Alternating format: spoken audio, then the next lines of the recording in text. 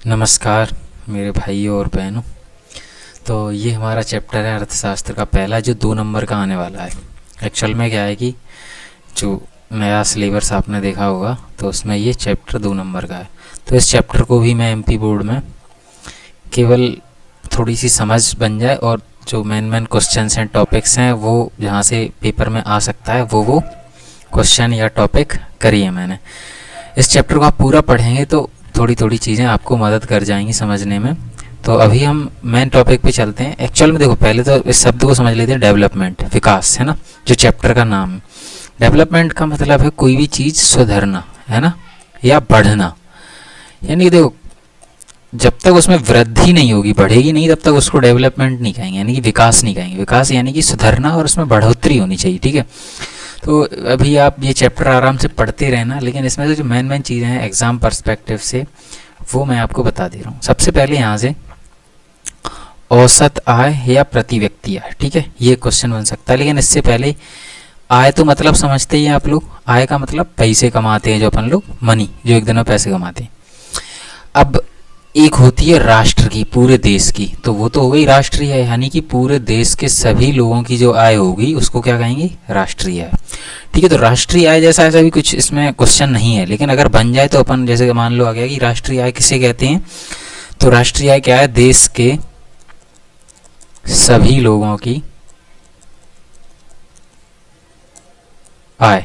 तो ये क्या हो जाएगी, राष्ट्रीय, यानी कि नेशनल इनकम, ठीक है। नेशनल इनकम क्या हो गई, total income of the all the population of the country, ठीक है, नेशनल इनकम यानी कि राष्ट्रीय। तो ये तो ऐसा है नहीं क्वेश्चन, लेकिन इतना तो आप बना ही सकते हैं। राष्ट्र मतलब पूरे देश की, तो देश के सभी लोगों की जो आय है उसका योगफल, या फिर ये से कह दो कि उन सबको जोड़कर, सभी लोगों की आय को जोड़कर क्या कहेंगे, राष्ट्रीय आय, ठीक है। इतना तो हो गया।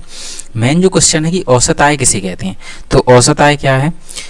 औसत आय देखो ऐसा है कि मतलब हर व्यक्ति की आय निकालना है।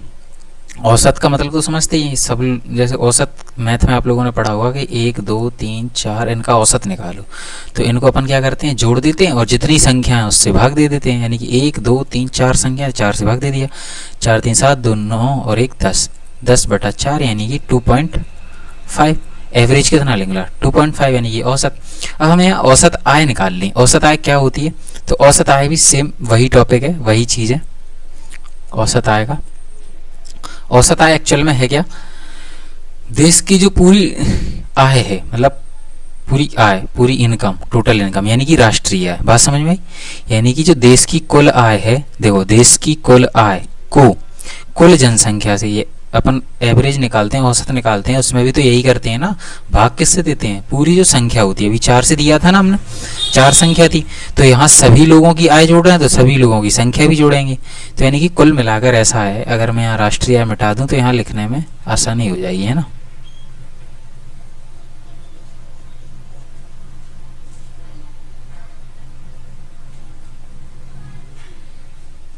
एक से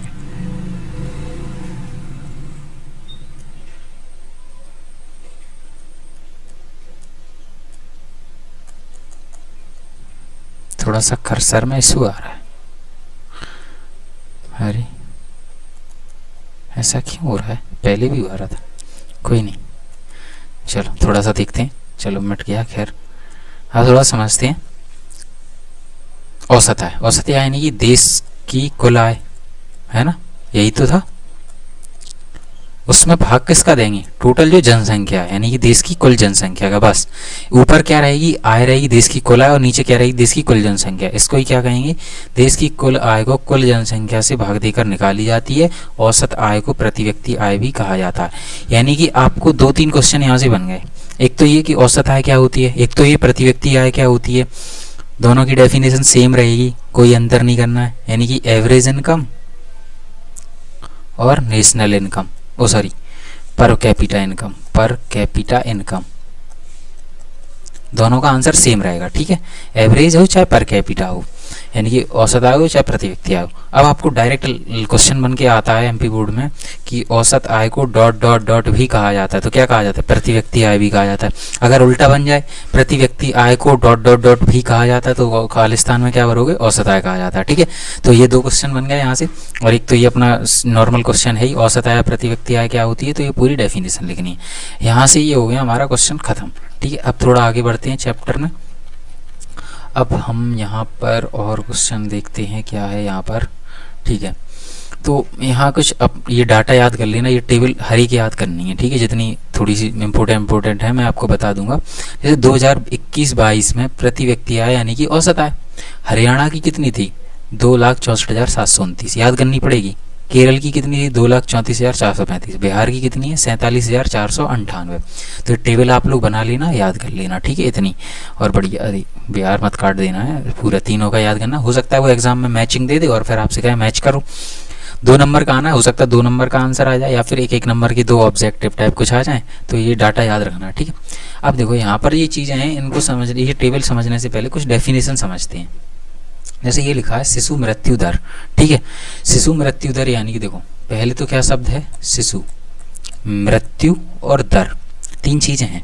शिशु यानी कि बच्चा, और बच्चा कौन सा, जो 1 साल से पहले यानी कि जन्म हुआ है उसका, और उसका पहली बर्थडे नहीं बन पाया भाई साहब, बेचारे का अंत हो गया, इस जीवन से, इस दुनिया से चला गया। ये समस्या है हमारे सिस्टम में।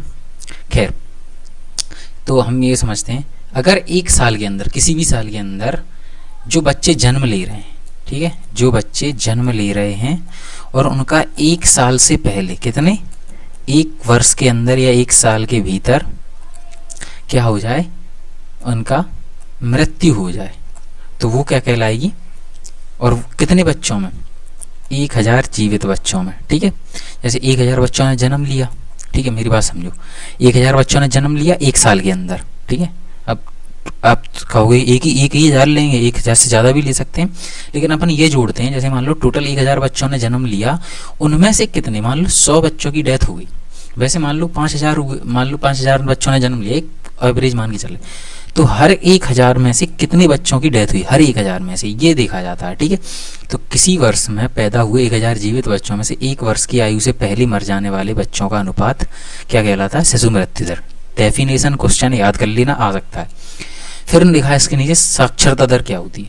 देखो साक्षरता दर यानी कि पढ़े लिखे, लिटरेसी रेट, और इसको शिशु मृत्यु दर को बोलते हैं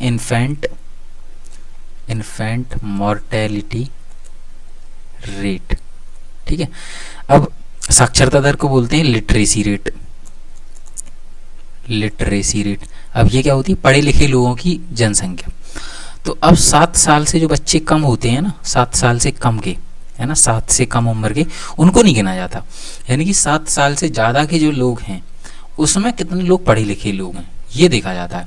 यानी कि 7 वर्ष और उससे अधिक आयु के लोगों में साक्षर मतलब पढ़े लिखे लोगों का अनुपात, यानी कि मान लो 7 वर्ष से 100 लोगों में से 7, जैसे 100 लोगों का हमने एक ग्रुप लिया, 100 में से हमने देखा कि 7 साल से जितने ज़्यादा लोग हैं उनमें से मान लो 80 लोग पढ़े लिखे हैं, तो ये देखा जाता है। यानी कि जो हमारा साक्षरता दर हो जाएगी वो कितनी हो जाएगी, 80%। ठीक है, तो ये होती है साक्षरता दर। ठीक है, लास्ट है हमारा निवल उपस्थिति अनुपात, इसको बोलते हैं ग्रॉस उपस्थिति, अरे मैं खुद भूल गया, नहीं, इसको बोलते हैं ग्रॉस अटेंडेंस रेशियो। हाँ, ग्रॉस अटेंडेंस रेशियो।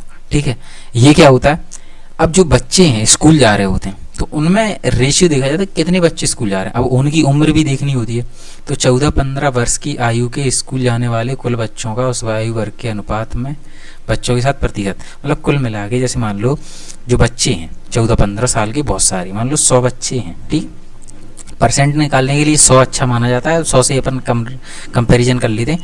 तो इसमें 14-15 साल के जो बच्चे हैं उनमें से कितने बच्चे स्कूल जा रहे हैं ये देखा जाए। 100 में से मान लो 60 बच्चे स्कूल जा रहे हैं, तो निवल उपस्थिति अनुपात क्या हो गया, 60। ठीक है, तो 14-15 साल की आयु के स्कूल जाने वाले बच्चों का कुल बच्चों का अनुपात उस आयु वर्ग के, उस आयु वर्ग मतलब 14-15 साल की। ठीक है, अरे यार ये नॉइस, चलो ये डेफिनेशन याद कर लेना। अब यहाँ पर हमें क्या है, हर एक 3, वही हरियाणा, केरल और बिहार का हमने अभी औसत आय याद करी थी ना, तो ये भी कर लेना है। अब ये डाटा कब का है, 2023-24 का, ठीक है, ये भी याद रखना 2023-24 का। हरियाणा में शिशु मृत्यु दर 28 था, केरल में केवल 6 बच्चे की डेथ हो रही थी, वहीं बिहार में 27। ऐसी साक्षरता दर 2017-18 का परसेंटेज है, हरियाणा में 80% पढ़े लिखे लोग हैं, है ना, 7 वर्ष से ज़्यादा वाली, और केरल में देखो 96% और बिहार में केवल 71। ऐसी निवल उपस्थिति अनुपात यानी कि कितने बच्चे जा रहे हैं हर 100 बच्चों पे, हरियाणा में 67, केरल में 77 और बिहार में 55। तो ये टेबल याद करनी है और 3 ये डेफिनेशन, ठीक है, समझ में आ गया ना, तीनों डेफिनेशन क्लियरली लिखी है, टेबल भी आराम से बनी हुई है, ऐसी बना लेना, याद करनी पड़ेगी हर एक में किसका कितना डाटा है, ठीक है। अब चलते हैं आगे बढ़ते हैं, और अब हमारा आगे होगा, आगे देखते चलते हैं जो क्वेश्चन हो गए, ठीक है। अच्छा, यहाँ पर एक चीज़ और याद कर लो, सबसे ज़्यादा यहाँ देखो केरल में शिशु मृत्यु दर कम है क्योंकि वहाँ पर सुविधाएं वगैरह अच्छी हैं, ठीक है। यहाँ पर एक चीज़ और, साक्षरता दर सबसे ज़्यादा कहाँ है, मतलब सबसे ज़्यादा पढ़े लिखे लोग कहाँ हैं, ज़्यादा हैं केरल में, ठीक है, और कम अगर पूछे तो कहाँ है, बिहार में, ठीक है। साक्षरता दर के 2 क्वेश्चन और कर लेना, सबसे ज़्यादा कहाँ है, केरल में, सबसे कम कहाँ है, बिहार में, ठीक है, ये याद करना है आपको। अब आगे बढ़ते हैं, ठीक है। अब हमारा यहाँ पर है एक तो है मानव विकास रिपोर्ट और एक है बॉडी मास इंडेक्स यानी कि शरीर द्रव्यमान सूचकांक। कहाँ लिखा है हिंदी में, ये रहा, शरीर द्रव्यमान सूचकांक। अब ये होता क्या है, देखो ये एक ऐसा इंडेक्स है, मतलब एक नंबर बताता है कि आपकी हाइट और आपके वेट, इनका जो अनुपात है वो बताता है, ठीक है। देखो यहाँ लिखा है सेंटीमीटर में नापी गई ऊंचाई का सही माप कर लो, अपनी कितनी हाइट है, मान लो आपकी 160 सेंटीमीटर हाइट है, ठीक है, 160। अब किलोग्राम में अपना वजन निकाल लो और ऊंचाई के वर्ग से भाग दे दो, इसका स्क्वायर निकाल लो, और जो अपना वेट था, सॉरी हाइट नीचे रहेगी, वेट ऊपर रहेगा, आपका जो वजन है मान लो 60 किलो। कुछ हमारी बहनें होती हैं वो 80 किलो की होती हैं, मेरी बहनें हैं बहुत मोटी हैं, खैर तो 80 और 160 का स्क्वायर रह के अपन को डिवाइड देके निकालना है। ये आप मतलब आप लोग ऐसे मत करना, आप लोग एक काम करना, गूगल पे जाना, बढ़िया से गूगल पे जाके आराम से वहाँ BMI सर्च कर लेना, BMI बॉडी मास इंडेक्स। उससे ये पता चल जाता है कि आपका जो हाइट है और आपका जो वजन है उसका जो एक अनुपात निकलेगा वो कितना है। अब वो अनुपात क्या है, 18 के आसपास होता है तब तो बढ़िया है, ठीक है। अगर 18 से ज़्यादा आ रहा है तो आप वजनदार ज़्यादा हो, ठीक है। 18 से ज़्यादा आ रहा है, समझ जाओ 20-21 के आसपास आ रहा है, वो आपसे वजन पूछेगा और आपकी हाइट पूछेगा, तो आप भर देना उसमें और कैलकुलेटर से आपका BMI आ जाएगा। अगर 18 से ज़्यादा आ रहा है तो समझ जाओ आप मोटे ज़्यादा हो, ठीक है। 18 से कम आ रहा है तो आप समझ जाओ कुपोषित हो, मतलब कम खाना पीना मिला है, कमज़ोर हो, ठीक है। देख लेना, सब लोग चेक करेंगे कमेंट में बताना तो बता देना, ठीक है। अब ये देखो नर्स में जो भी हैं चेक कर रही हैं दीदी का, ये तो मुझे लग रही है कि ठीक ठाक इनका बॉडी मास इंडेक्स 18 के आसपास होगा, ठीक है। तो ऐसे देखो बॉडी मास इंडेक्स क्या है, शरीर द्रव्यमान सूचकांक। इससे ये पता चल जाता है कि क्या हम उचित प्रकार से पोषित हैं, मतलब हमें सही से खाना पीना मिला है, ठीक है, ऐसे करके। अब ये तो था बॉडी मास इंडेक्स, समझ में आ गया। अभी इसके क्वेश्चंस जो हैं और मैं बता दूंगा आपको। अभी हाँ, ह्यूमन डेवलपमेंट रिपोर्ट, मानव विकास रिपोर्ट, ठीक है, HDI बोलते हैं इसको। HDI का फुल फॉर्म याद रखना, मानव विकास रिपोर्ट या ह्यूमन डेवलपमेंट रिपोर्ट, ठीक है। अब मानव विकास रिपोर्ट है, ये कौन प्रकाशित करता है, संयुक्त राष्ट्र विकास कार्यक्रम। इसका कहीं लिखा है क्या, ऐसा लिखा हुआ है, देखो HDI का अर्थ है मानव विकास सूचकांक, ये याद कर लेना। अब हर एक देश का ऐसे ही देखो, अब BMI अलग है, HDI अलग है, ठीक है, मिक्स मत कर देना। HDI क्या है, ये इंसान के विकास, मतलब इंसान का कितना विकास हुआ है, ये शरीर का विकास बताता है, ठीक है, इतना ध्यान रखना। HDI क्या बताता है, ह्यूमन डेवलपमेंट रिपोर्ट, मानव विकास सूचकांक, मनुष्य का कितना विकास हुआ है। तो संयुक्त राष्ट्र विकास कार्यक्रम ये क्या करता है, ये HDI की रिपोर्ट बनाता है हर साल, ठीक है। तो लगभग 1995 से चल रहा है, ऐसा कुछ डाटा था। तो अब जो सूची बनाता है पूरे देशों की, दुनिया के सभी देशों की, तो इसने 193 देशों की लिस्ट बनाता है, 193 की, जिसमें भारत अभी 134वें नंबर पे आया है 2023-24 के डाटा के अनुसार। ठीक है, याद रखना है भारत की रैंक कौन सी है, 134। कब की डाटा, 2023-24। इसका पुराना जो डाटा है 130 के आसपास थी। तो हमारी बहुत ख़राब रिपोर्ट है कि अपन मान लो 193 में से 134वें नंबर पे आ रहे हैं। ठीक है, 134 देखकर ही मैं सोचो ना बहुत अच्छा नंबर है। फर्स्ट आता तो अपन थोड़ा मानते कि हाँ ह्यूमन डेवलपमेंट बहुत अच्छा हुआ है, सबसे आगे फर्स्ट आएगा, है ना, जैसे आप लोग फर्स्ट आते हो वैसे ही। ठीक है, तो बात समझ में आई कि ह्यूमन डेवलपमेंट रिपोर्ट यानी कि मानव विकास सूचकांक कौन बनाता है, पहले तो संयुक्त राष्ट्र विकास कार्यक्रम। कितने देशों की लिस्ट बनाता है, 193, जिसमें भारत कौन से नंबर पे, 134। कब, 2023-24 के।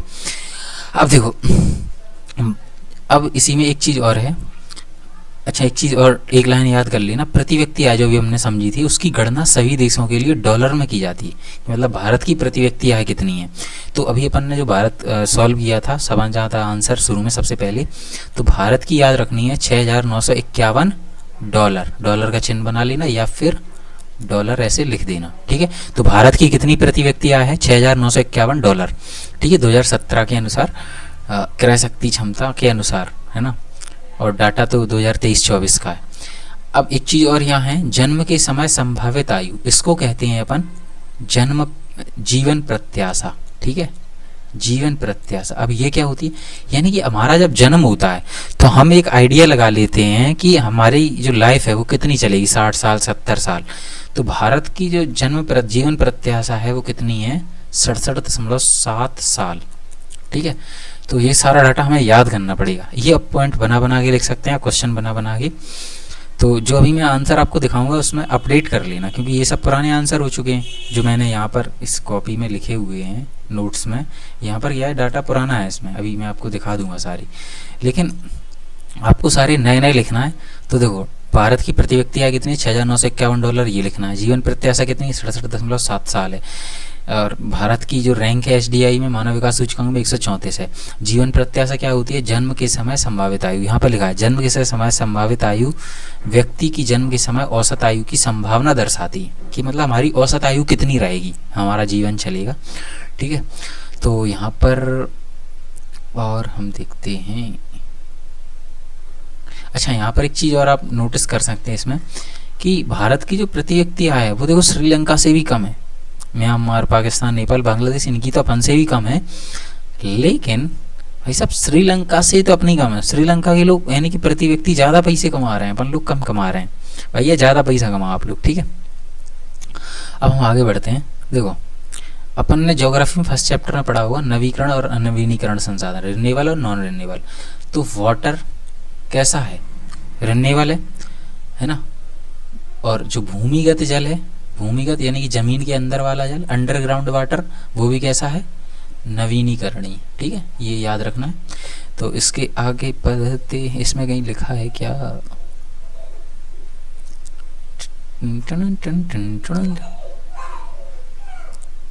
यहाँ पर एक चीज़ और है, देश का लगभग 1/3 भाग भूमिगत जल भंडारों का अति उपयोग कर रहा है, मतलब 1/3% लोग ज़्यादा यूज़ करते हैं वाटर का।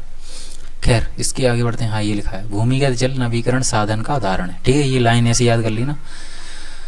हाँ, यहाँ पर एक लाइन और याद कर सकते हैं, गैर नवीकरण, हालांकि ये कुछ चैप्टर 1 में भी आया होगा ज्योग्राफी में, लेकिन यहाँ पर आप लोग याद कर लो। गैर नवीनीकरण संसाधन क्या है, तो क्या है, जो साधन कुछ ही वर्षों में समाप्त हो जाते हैं, इन संसाधनों का धरती पर एक निश्चित भंडार है और दोबारा नहीं आते हैं, मतलब ये फिक्स होते हैं, इनका जल्दी खत्म हो जाते हैं।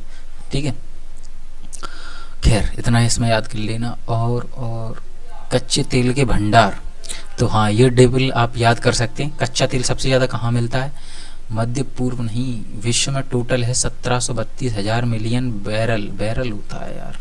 ठीक है, भंडारों के चलने की अवधि मतलब कितने साल चलेगा, तो विश्व में 47 साल बता रहे हैं। खैर, मध्य पूर्व में यानी कि मिडिल ईस्ट के जो देश हैं, मिडिल ईस्ट अब मतलब कैसे समझाऊँ, एशिया का भाग है, एशिया के बीच वाला भाग देखेंगे, कजाकिस्तान वगैरह ये सब, तो और क्या नाम है, अरब और ईरान, इराक, ये सब इधर कंट्रीज़ में मिलता है। तो आप लोग ये आपकी इच्छा है, बाकी देख लेना, नहीं करना है तो छोड़ भी सकते हो। ठीक है, मैं आगे बढ़ूँगा, इसको ज़्यादा इम्पोर्टेंट नहीं है लेकिन फिर भी देख लेना। चलो, तो यहाँ पर मुझे लगता है सारे क्वेश्चन हो गए। वाह, ओके, देखते हैं फिर और आगे क्या है। चलो यहाँ पर क्वेश्चंस करते हैं। सामान्यतः किसी देश का विकास किस आधार पर निर्धारित, विकास किस चीज़ पर निर्भर करता है? प्रति व्यक्ति आय, बिल्कुल सही है। साक्षरता दर कितनी है, लोगों की स्वास्थ्य स्थिति क्या है, तो उपरोक्त सभी इसका आंसर है। ठीक है, निम्नलिखित पड़ोसी देशों में मानव विकास के लिहाज से किस देश की स्थिति भारत से बेहतर है? तो मानव विकास में, अब देखो अभी हम जो पढ़ रहे थे वो तो हमने देखा था कि लिस्ट देखी थी ना, तो ये तो थी प्रति व्यक्ति आय में, तो श्रीलंका की अच्छी थी। लेकिन हमें देखना है मानव विकास सूचकांक में। मानव विकास सूचकांक में देखो यहाँ पर बांग्लादेश भी अच्छा है, 129 कम है ना इससे, और यहाँ देखो 78 श्रीलंका भी, यानी श्रीलंका और बांग्लादेश हमसे अच्छी स्थिति में। तो ऑप्शन देखते हैं क्या क्या है।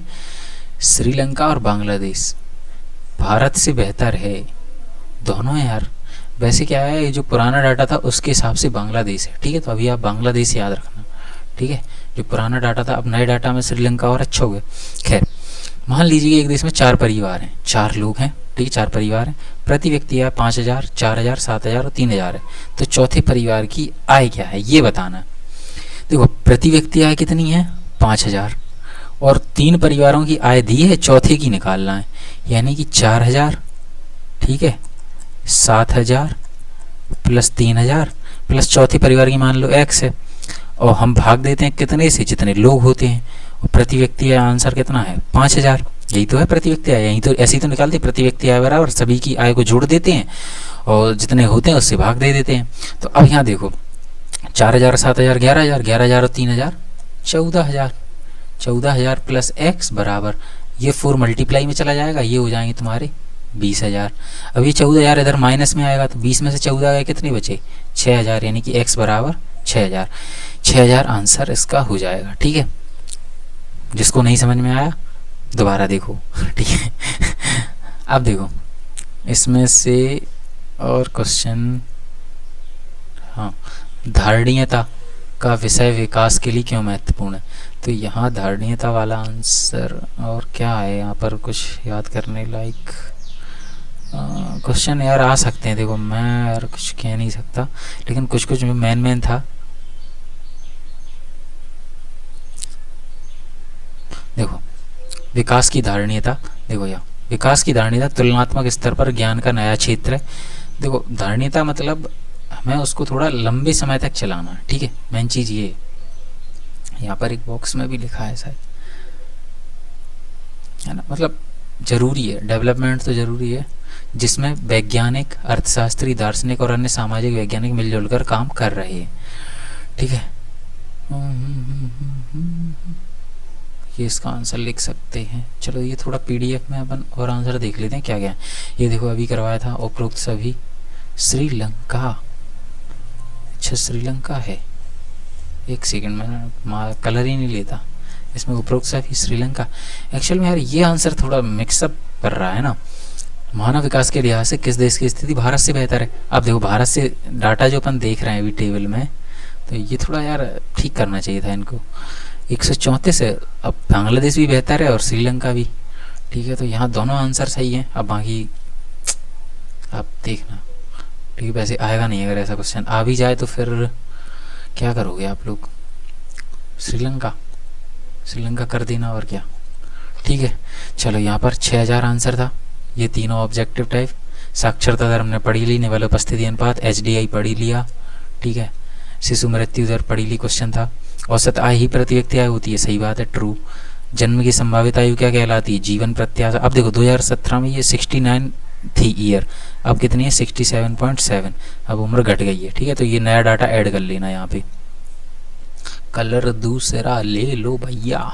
चलो, तो बहुत छोटा चैप्टर है, जल्दी खत्म कर दें। ये 130 थी, 134, 2020 का डाटा एक तो 130 और 2023-24 का था ना अभी 134। ठीक है, हाँ, ये मैंने पॉलिटी के चैप्टर में करवाया, थर्ड वाली में। ठीक है, 943। ठीक है, 1000 पुरुष पर 943 महिला। बॉडी मास इंडेक्स, शरीर द्रव्यमान सूचकांक कितना पोषित बताता है। ठीक है, ये क्वेश्चन। मानव विकास रिपोर्ट कौन सी संस्था प्रकाशित करती है, संयुक्त राष्ट्र विकास कार्यक्रम, UNDP। ठीक है, बॉडी मास इंडेक्स अल्प पोषित कब कहा जाएगा, यानी कि 18.5 या इससे कम होगा। ठीक है, राष्ट्रीय आय क्या है, पूरे सभी लोगों की आय जोड़ दो तो। भूमिगत जल, नवीकरणीय संसाधन, आप लोग औसत आय वाला क्वेश्चन भी लिख लेना, इसमें शायद नहीं है, देखते हैं। प्रति व्यक्ति आय की गणना सभी देशों के लिए किस में की जाती है? डॉलर में। ठीक है, भूमिगत जल नवीकरणीय संसाधन है। ये टेबल नई वाली बना लेना आप लोग, इसको मत छापना। ये भी 6954 था 1995 में। बिहार सबसे कम से साक्षर है, केरल सबसे ज़्यादा। और कच्चा तेल कैसा है? अनवीनीकरण, ये भी याद रख लेना। ठीक है, तो और मैंने क्वेश्चन उस चैप्टर से इसमें बुक में हल की हल बता ही दिए हैं तुरंत की तुरंत, तो आप लोग लिख लेना। ठीक है, आई होप कि चैप्टर अब आप लोग कर लेंगे। ठीक है, अच्छा इसमें एक दो चीज़ें नहीं थी, वो चैप्टर से आप लोग ऐड कर लेना, मैंने तुरंत ही तुरंत बताई। ठीक है, thank you, bye bye, take care.